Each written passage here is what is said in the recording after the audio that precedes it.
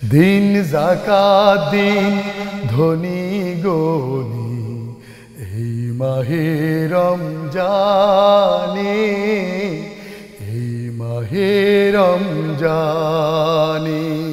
সম্মানিত দর্শক, সকলকে স্বাগত জানাচ্ছি। আমরা আজকে আলোচনা করব যে যাকাত সম্পর্কিত জ্ঞান অর্জন করা আমাদের জন্য কি বা এর বিধান কি। জ্ঞান অর্জন করা আমাদের জন্য ফরজ না ওয়াজিব না মুস্তাহাব, আমাদের জ্ঞান অর্জন করা প্রয়োজন আছে কিনা। তো আমি শুরুতে এই সম্পর্কে প্রথম যে কথাটা বলতে চাই, ইসলামে জ্ঞানের ব্যাপারে, জ্ঞান অর্জনের ব্যাপারে কি বলা হয়েছে। ইসলামে জ্ঞান অর্জন করা কিন্তু ফান্ডামেন্টাল জ্ঞান অর্জন করা ইসলামে ফরজ। আমরা যাকে বলি প্রাথমিক জ্ঞান, যেটুকু অর্জন না করলে তিনি তার ব্যক্তিগত জীবনকে পরিচালনা করতে পারবেন না, তিনি তার জীবনে কোরআন এবং সুন্নাহর বিধিবিধান মানতে পারবেন না, ইবাদতটুকু করতে পারবেন না, হালাল হারাম বাছাই করতে পারবেন না। সেই অর্থে আমি যদি বলি তাহলে আমাদেরকে এই জ্ঞানটুকু অর্জন করা ফরজ। সেই অর্থে যদি বলি যে জাকাতের জ্ঞান আমাদের জন্য কতটুকু ফরজ, আমি এক্ষেত্রে বলবো জাকাতের জ্ঞান আমাদের জন্য মৌলিকভাবে অর্জন করা এক ধরনের ফরজে আইন। কি অর্থে? যে না, আমাদেরকে জাকাত দিতে হবে, অর্থাৎ জাকাত দেয়া যে ফরজ, ইসলামের যতগুলো ফরজ স্তম্ভ আছে, অর্থাৎ যেগুলি আদায় না করলে আমাদের জন্য গুনাহ হবে, এতটুকু জ্ঞান অর্জন করার প্রত্যেক নরনারীর জন্য ফরজ। প্রশ্ন হচ্ছে জাকাতের যে রুলস রেগুলেশন, বিধিবিধান বিস্তারিতভাবে, অর্থাৎ জাকাত কাকে দিতে হবে, কোথায় দিতে হবে, তারপরে হচ্ছে কোন প্রক্রিয়ায় দিতে হবে, এই যতগুলো খাতের বলা হয়েছে কতগুলো খাতের বিস্তারিত বা ডিটেল কি, তারপরে কখন মাসালান বা উদাহরণস্বরূপ বলতে পারি ফি সাবিলিল্লাহ কখন হবে কখন হবে না, তারপরে যারা জাকাত আদায় করেন কখন দেওয়া যাবে কখন দেওয়া যাবে না, অমুসলিমকে কখন জাকাত দেওয়া যাবে কখন জাকাত দেওয়া যাবে না। সম্মানিত দর্শক, জাকাত ক্যালকুলেটর সম্পর্কে জেনে নেই। নগদ ইসলামিক MFS অ্যাকাউন্টে আছে জাকাত ক্যালকুলেটর, যার মাধ্যমে নিজেই নিজের জাকাতের হিসাব খুব সহজেই বের করতে পারবেন। আমরা আলোচনা করছিলাম যে তাহলে জাকাতের যে ডিটেল বিধিবিধান, জাকাত সম্পর্কিত যে বিস্তারিত আইন, এইটা জানা কতটুকু আমাদের জন্য বিধান কি, শরীয়তের বিধান কি। আমরা জানি এক্ষেত্রে যে শরীয়তে জ্ঞান অর্জনের দুটো পর্যায় আছে, একটা হলো ফরজে আইন, একটা হলো ফরজে কিফায়া। তাহলে ফরজে আইন হলো ততটুকু যতটুকু না জানলে আমার লাইফে বিধিবিধান মানতে পারবো না।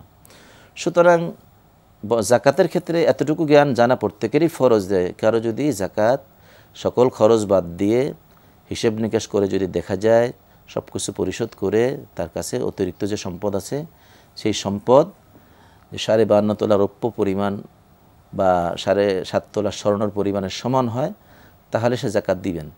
এই কথাটুকু জানা কিন্তু তার জন্য ফরজে আইন, জানতে হবে।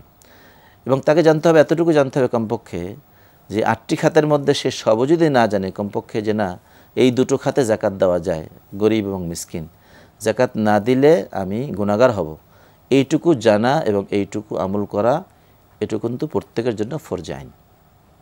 কিন্তু যদি আমরা বলি জাকাতের বিস্তারিত বিধিবিধান, জাকাতের বিস্তারিত আইন, রাষ্ট্রের জন্য কতটুকু, আমাদের ব্যক্তি পর্যায়ে কতটুকু, সোসাইটির জন্য আমরা কী করব, এইগুলো কিন্তু আমাদের জন্য জাকাত জানা হলো ফরজে কিফায়া। সমাজের একদল লোকের জাকাত সম্পর্কিত এই বিধিবিধানটা জানতে হবে। কারণ আল্লাহ বলেছেন, ফালাউলা নাফারা মিন কুল্লি ফিরকাতিন মিনহুম তাইফাতুন লিয়াতাফাক্কাহু ফিদ্দীন ওয়া লিউনযিরু কওমাহুম ইযা রাজাউ ইলাইহিম লাআল্লাহুম ইয়াহযারুন। এখানে আল্লাহ তাআলা কিন্তু বলেছেন না, সমাজের একদল লোককে তৈরি হতে হবে যারা মূলত জ্ঞান অর্জন করবে এবং জ্ঞান অর্জন করে ফিরে গিয়ে নিজের লোকদেরকে সতর্ক করবে। মানে হচ্ছে আমাদের সমাজের একদল লোককে জাকাতের বিস্তারিত জ্ঞান জানতে হবে, এটা কিন্তু ফরজে কিফায়া। যদি সমাজের একদল লোক এটুক না জানেন, বিস্তারিত না জানেন, তাহলে কিন্তু সকলে গুনাহগার হবেন।